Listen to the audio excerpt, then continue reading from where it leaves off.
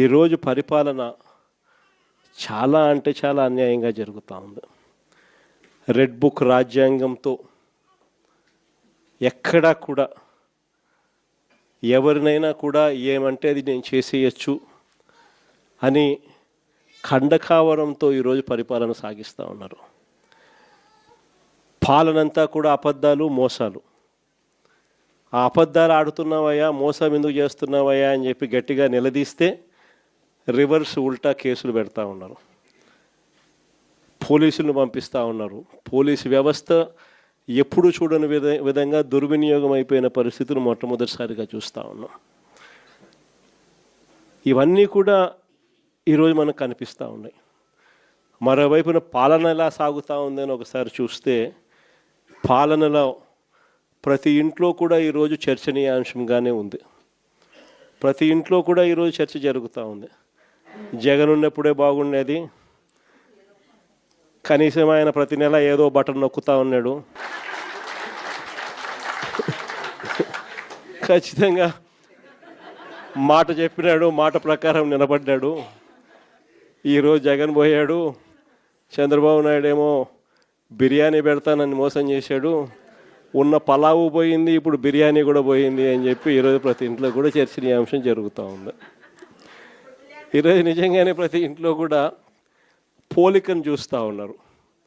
ఆ రోజు ఇదే రాష్ట్రం, ఇదే బడ్జెట్, ఇదే పరిస్థితుల్లో అప్పుడు ఇంకా దారుణమైన పరిస్థితులు, కోవిడ్ వచ్చి 2 సంవత్సరాలు అతి దారుణమైన పరిస్థితులు ఉన్నప్పటికీ కూడా ఎప్పుడూ కూడా ప్రభుత్వ కష్టాలను ఎప్పుడూ ప్రజలకు చూపించి ఎప్పుడూ కూడా పథకాలను ఎగరగొట్టాలి అని చెప్పి ఏ రోజు మన ప్రభుత్వం ఎప్పుడు ఆలోచన చేయలే.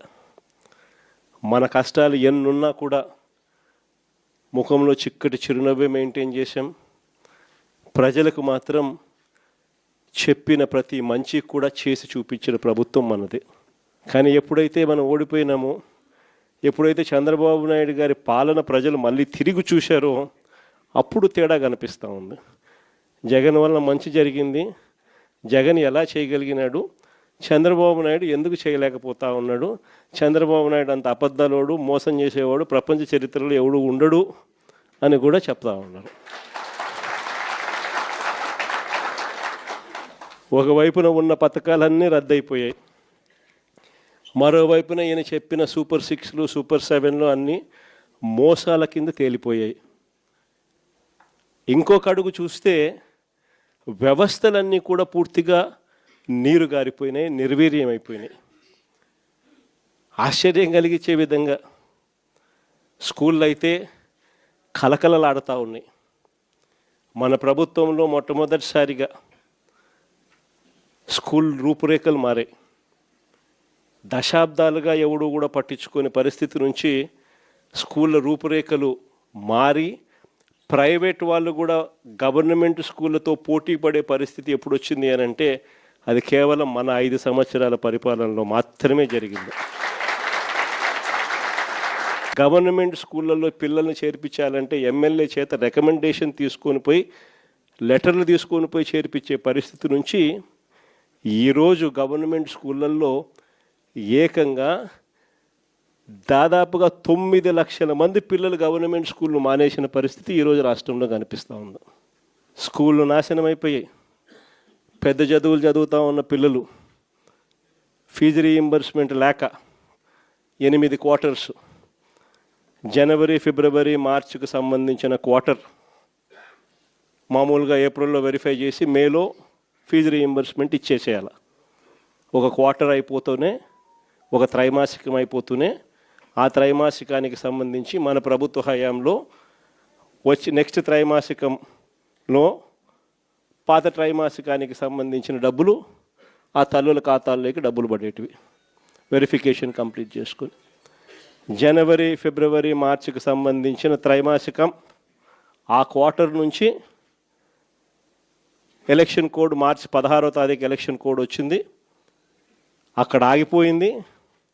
అంతే, అక్కడ నుంచి ఈ నిన్న డిసెంబర్కు ఏకంగా 8 క్వార్టర్స్ ఒక్కొక్క క్వార్టర్కు పిల్లలకు ఫీజు రీయింబర్స్మెంట్ కింద 700 కోట్లు. ఆంధ్ర రాష్ట్రంలో చదవాలి అని అంటే అప్పులు పాలయ్యే పరిస్థితిలోకి ఈరోజు రాష్ట్రంలో మన పిల్లలు కనపడతా ఉన్నారు. వైద్య రంగం గురించి నేను చెప్పాల్సిన పనుల ఆరోగ్యశ్రీ అనేది తెరమరుగైపోయింది. ఏకంగా నెలకు 300 కోట్ల రూపాయలు ఖర్చు అవుతుంది ఆ పథకానికి. ప్రతి పేదవాడికి, ప్రతి మధ్యతరగతి వారికి ఏకంగా 25 లక్షల దాకా ఉచితంగా పేదవాడికి వైద్యం అందించే పరిస్థితి మన ప్రభుత్వం. 3300 ప్రొసీజర్లకు విస్తరించి 25 లక్షల దాకా ఉచితంగా పేదవాడికి వైద్యం అందిస్తూ, పేద మధ్యతరగతి వారికి వైద్యం అందిస్తూ మన ప్రభుత్వ హయాంలో ఆరోగ్యశ్రీని నాన్న ఈ లెవెల్లోకి తీసుకొస్తే మనం ఈ లెవెల్లోకి తీసుకుని పోయి నడిపించినాం. ఈ రోజుకి దాదాపుగా 20 నెలలు ఇంటూ 300 కోట్లు అంటే దాదాపుగా 6000 కోట్లు. ఈ రోజుకి కూడా బకాయిలు ఎంత ఉన్నాయనంటే 4000 కోట్లు పైచులకు ఈ రోజుకి కూడా బకాయిలు. నెట్వర్క్ హాస్పిటల్ బోర్డులు తిప్పేశాయి, పేషెంట్లను మేము చూడము అని చెప్పేస్తూ ఉన్నారు.